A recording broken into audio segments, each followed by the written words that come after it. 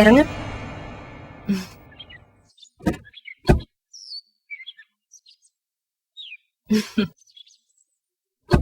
ഇതെന്റെ വീടാ. താര വരൂ.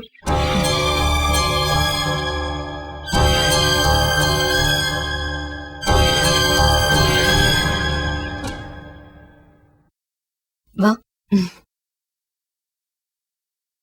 സ്റ്റെല്ല, എനിക്കൊരു ഫോൺ ചെയ്യണമായിരുന്നു. ആർക്ക്?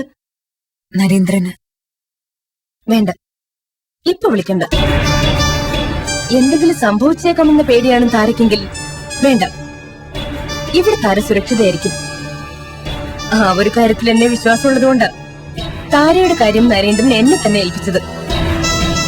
ഇങ്ങോട്ടാ കൊണ്ടുവരുന്നെന്ന് നരേന്ദ്രനോട് ഞാൻ പറഞ്ഞിട്ടുമുണ്ട്.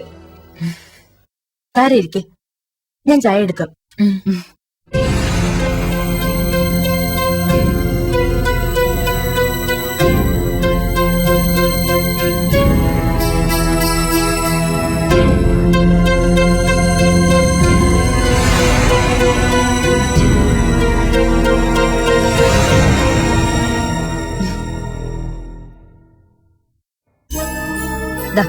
ചായ കുടിക്ക.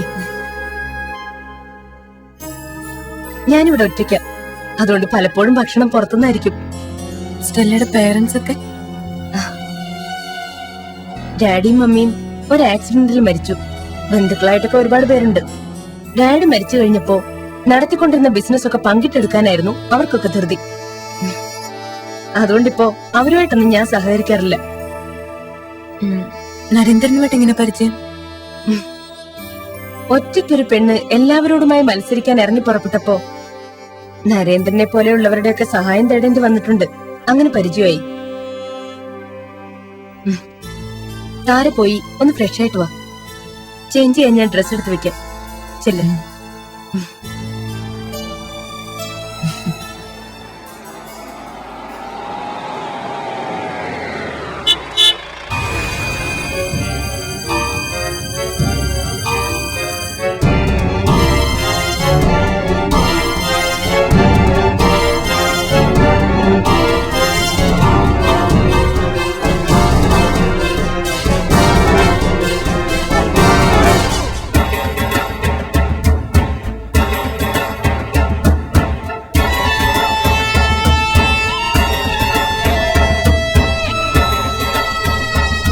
ഇതുവരെയെല്ലാം ഭംഗിയായില്ലേ?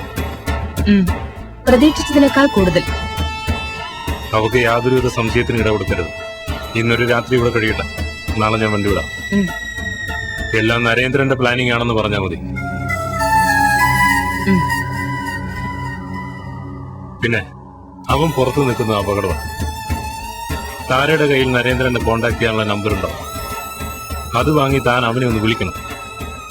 അവനോട് എന്താ പറയേണ്ടതെന്ന് അറിയാലോ. അറിയാം. റോണി പൊയ്ക്കോ, ചിലപ്പോ താര കാണും. ഇനി ഇങ്ങോട്ട് വരണ്ട. എന്തെങ്കിലും ആവശ്യമുണ്ടെങ്കിൽ ഞാൻ അങ്ങോട്ട് വിളിച്ചോളാം. ശരിയാണ്.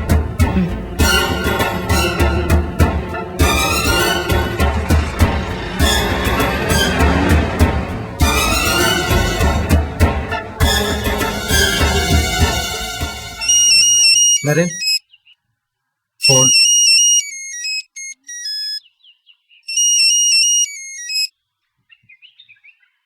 ഹലോ, നരേന്ദ്രനല്ലേ? അതെ, നിങ്ങളാരാ? ഞാൻ താര പറഞ്ഞിട്ട് വിളിച്ചതാ. കഴിഞ്ഞ ദിവസങ്ങളിൽ താര എന്റെ അടുത്തുണ്ടായിരുന്നു. ഇവിടുന്ന് അവളിപ്പോ നിങ്ങൾ അവളെ കൊണ്ട് താമസിപ്പിച്ചിരുന്ന ഫ്ലാറ്റിലേക്ക് തന്നെ പോയി. പോകരുതെന്ന് ഞാൻ പറഞ്ഞിട്ടൊന്നും കേട്ടില്ല. താരയുടെ ജീവന് ഭീഷണിയുണ്ട്.